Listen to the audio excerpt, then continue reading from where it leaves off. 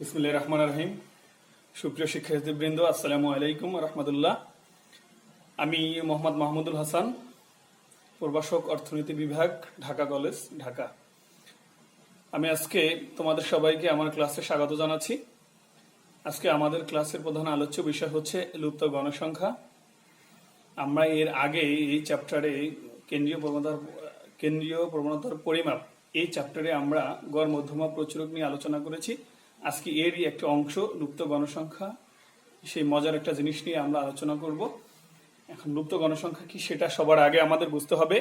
লুপ্ত গণসংখ্যাটা হচ্ছে এমন একটা গণসংখ্যা যে গণসংখ্যাটা দেখা যাবে না, অর্থাৎ লুকানো অবস্থায় থাকে, সেইটাকে আমাদের বের করে নিয়ে আসতে হবে, সমস্যার সমাধান করে সেটা বের করে নিয়ে আসতে হবে। সেক্ষেত্রে আমাদের গড় দেয়া থাকতে পারে, মধ্যমা দেয়া থাকতে পারে, প্রচুরক দেয়া থাকতে পারে, অথবা যে কোনো দুটো দেয়া থাকতে পারে। যখন যে জিনিসটা দেয়া থাকবে তখন সেই সূত্রটা অ্যাপ্লাই করে, প্রয়োগ করে আমরা এই সমস্যার সমাধান করব। সেক্ষেত্রে অনেক ক্ষেত্রে দেখা যাচ্ছে দুটোও দেয়া থাকতে পারে, গড়ও দেয়া থাকতে পারে, সাথে সাথে মধ্যমাও দেয়া থাকতে পারে। তখন গড় এবং মধ্যমা দুটো সূত্র প্রয়োগ করে এখান থেকে সেই লুপ্ত গণসংখ্যাটা আমাদের বের করে নিয়ে আসতে হবে। এখন আমরা আমাদের অঙ্কের ভিতরে চলে যাই। দেখা যাচ্ছে আমাদের এখানে আজকে আলোচ্য বিষয় হচ্ছে লুপ্ত গণসংখ্যা। লুপ্ত গণসংখ্যার মধ্যে আমাদের মনে করো এখানে দেয়া আছে গড়, গাণিতিক গড় দেয়া থাকতে পারে, সাথে সাথে প্রচুরক দেয়া থাকতে পারে, মধ্যমা দেয়া থাকতে পারে এবং মোট গণসংখ্যা দেয়া থাকতে পারে। যখন যে জিনিসটা দেয়া থাকবে সেটা নিয়ে আমরা আলোচনা করবো। এর আগেই আমরা বলেছি, যেমন এখানে যদি আমাদের দেয়া থাকে, মনে করো দেয়া আছে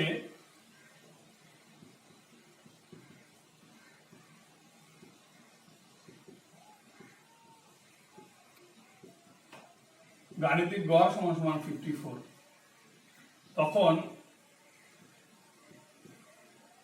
এখানে মনে করো আমাদের এই যে জিনিসটা আছে, মনে করো F2, এই জিনিসটা আমাদের তখন দেয়া নেই। তখন F2 সমান হয়, এটা আমাদের বের করতে হবে। আমি তোমাদের বলেছি সবার আগে, যখন আমাদের গাণিতিক গড় দেয়া থাকবে তখন আমরা গাণিতিক গড়ের সূত্র অ্যাপ্লাই করব। যেমন এখানে গাণিতিক গড়ের সূত্রটা আমরা জানি, x বার সমান সমান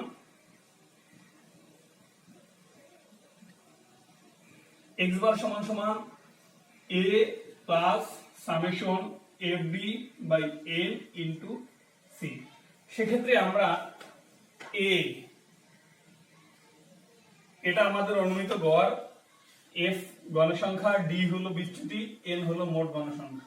এখন n সমান সমান আমরা এখানে বের করি, n সমান সমান কি হবে আমাদের 27 প্লাস f2। এখানে আমাদের x মধ্যবিন্দু হচ্ছে 25, 35, 45, 55 এবং 65, 75।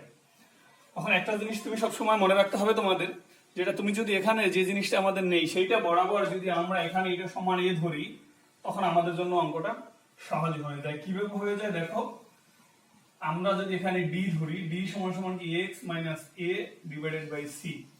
এখন এখানে d হল x মাইনাস x যদি হয় আমাদের 25 মাইনাস 35, দ্যাট মিন্স এখানে আমাদের কত আসে তাহলে 10। 10 হলে 10 দিয়ে ভাগ দিলে মাইনাস 1, 0, 1, 2, 3, 4। এখন যদি এটা হয়, এখন আমরা এখান থেকে d টা বের করে নিতে পারি, fd। fd টা আমরা কিভাবে বের করব?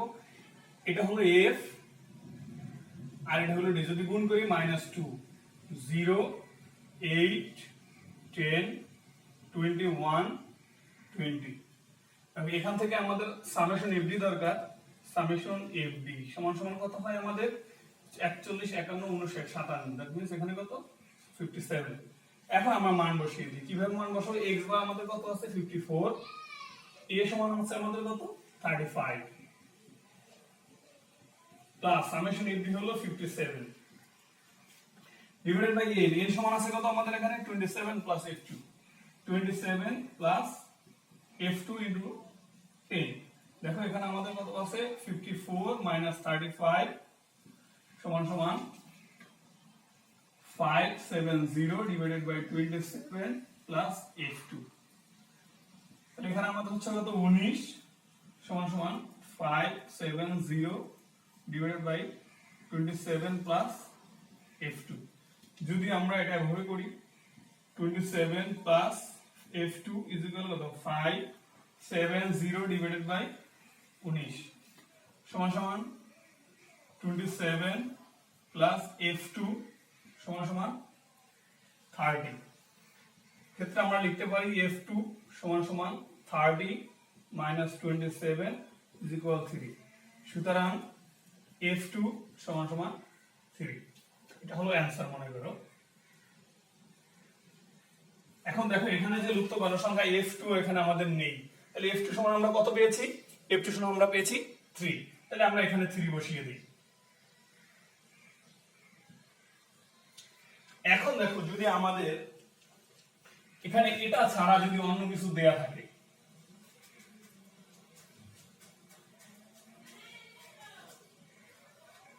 মনে করো আমাদের এখন দেয়া আছে মোট হলো মোট দেয়া আছে কত আমাদের 46.25। যখন মোট 46.25 হবে তখন মনে করো আমরা এই জিনিসটা বের করি। এখানে আমাদের f3 f1 f2 f3 সমান কত হবে? দেখো আমরা যখনই এটা বের করতে যাব তখন আমাদের f3 সমান সমান what? দেখো এখানে আমাদের দেয়া আছে মোট, তখন f3 আমাদের কত আছে f3 টা বের করতে হবে। এখন আমি কি বলেছি? আমি বলেছি যখন যেটা দেয়া থাকবে আমরা একমাত্র তখন সেই সূত্রটা ইউজ করব। যেমন মোডের সূত্রের ক্ষেত্রে আমরা কি জানি? মোড সমান সমান আমরা জানি L1 প্লাস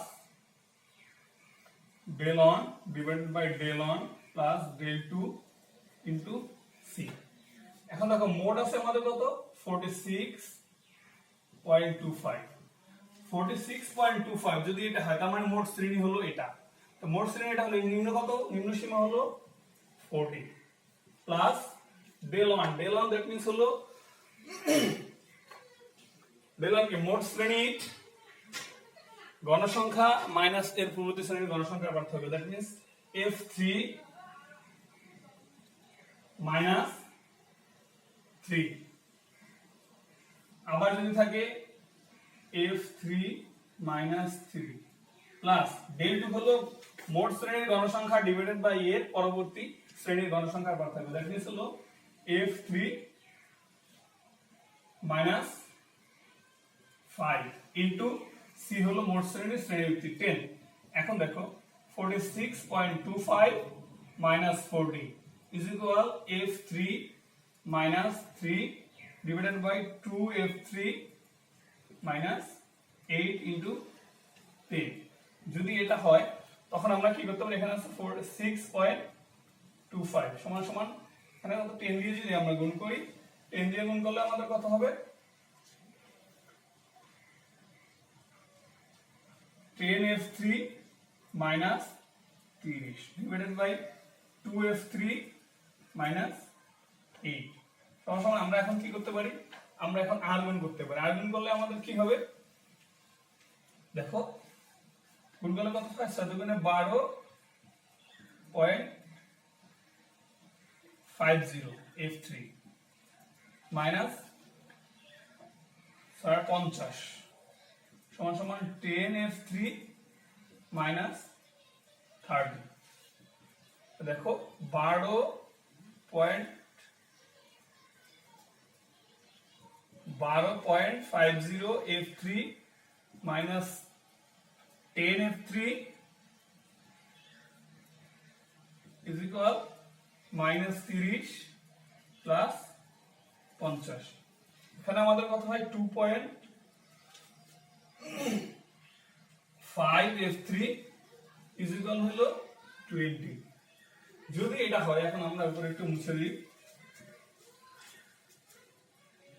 হলো আমাদের f3 20 ডিভাইডেড বাই হলো 2.5 সমান সমান 8। সুতরাং f3 সমান সমান 8। দেখো এখানে আমরা কি করেছি, যখনই আমরা এখন এখান থেকে F3 টা পেয়েছি, দেখেন এখানে যদি F3 আমরা বসাই, F3 সমান 8। এখন দেখো এই কয়টা যোগ করলে আবার এখানে 30 হয়। 5 আর 10, 5 আর 10 আর 17 আর 3 20 আর 10 30, দ্যাট মিন্স এখানে 30 হয়ে যাচ্ছে। তাহলে দেখো এখান থেকে আমরা মোডের সূত্র ব্যবহার করে আমরা এখান থেকে F3 এর মানটা বের করতে পেরেছি। এরপরে যদি তুমি আবার মনে করো এখানে দেয়া আছে মিডিয়ান, যদি মিডিয়ান দেয়া থাকে তখন আমাদের কি করতে হবে, দেয়া আছে মিডিয়ান, মিডিয়ান হলো মনে করো 54,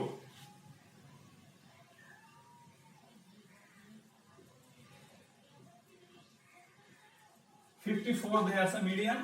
তখন আমরা এখান থেকে মনে করো F5, F1, F2, F3, F4,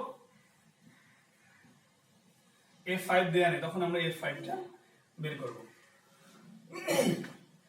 যখনই আমাদের মিডিয়ান বের হবে তখন আমাদের F5 সমান কত হয়। দেখো আমরা মিডিয়ান বের করার জন্য আমরা কি বলছি, মিডিয়ানের সূত্রটা আমাদের ব্যবহার করতে হবে। মিডিয়ানের সূত্রটা আমরা কি জানি,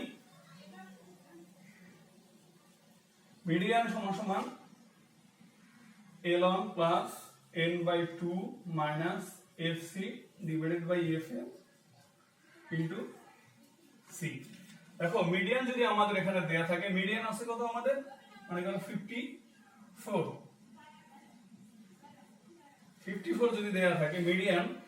এখন কথা হলো মধ্যমা শ্রেণীর নিম্ন সীমা, মধ্যমাটা কত হবে আমাদের, এখানে যদি আমাদের মধ্যমাটা আমরা দেখো যদি 54 হয়, এখানে আমাদের মনে করো এখানে এই টোটালটা দেয়া নেই, এখানে যদি 54 হয়, 54 হলে সেটা অবশ্যই এইখানে আছে 50 থেকে 60 এর মধ্যে, যেহেতু এখানে মিডিয়ান হলো আমাদের 54, যদি 54 হয় সেটা 50 থেকে 60 এর মধ্যে আছে। তাহলে সেক্ষেত্রে এই যে 50 থেকে 60 যে শ্রেণী, এই শ্রেণীর 50 থেকে 60 যে শ্রেণী, সেই শ্রেণীর নিম্ন সীমা কত হবে, নিম্ন সীমা হচ্ছে আমাদের এই যে 50।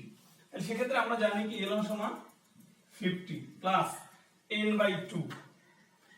n সমান আমাদের কত, n সমান মনে করো আমাদের দেয়া নেই, এখানে n সমান যদি দেয়া না থাকে তখন আমরা কি করব, এখানে n সমান সমান যোগ করব, কত হয় 10 20 23, তার মানে 23 প্লাস F5।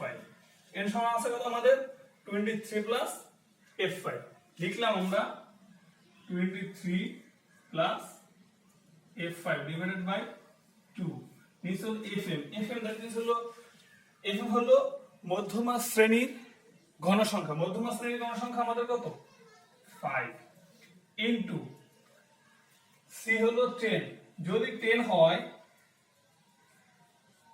তাহলে এখন আমাদের আছে কি FC কি মধ্যমা শ্রেণীর পূর্ববর্তী ক্রমযোজিত ঘনসংখ্যা, দ্যাট মিন্স এখানে আমাদের আর একটা ঘর নিতে হবে, আর ক্রমযোজিত ঘনসংখ্যা মনে করো FC, তখন আর আমাদের এটা লাগবে না।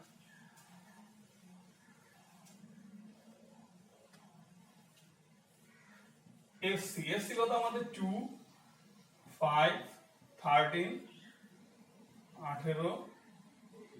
18 point F plus F5 23 plus F5। দেখো মধ্যমা শ্রেণী যদি এটা হয় তাহলে পূর্ববর্তী ক্রমযোজিত ঘনসংখ্যা কত 13, দ্যাট মিন্স এখানে কত হবে আমাদের 13। যখন 13 হবে দেখো এখানে আমাদের 54 মাইনাস 50 ইকুয়াল আমাদের কত হচ্ছে 23 প্লাস F5 মাইনাস 26, নিচে হলো 5 ইনটু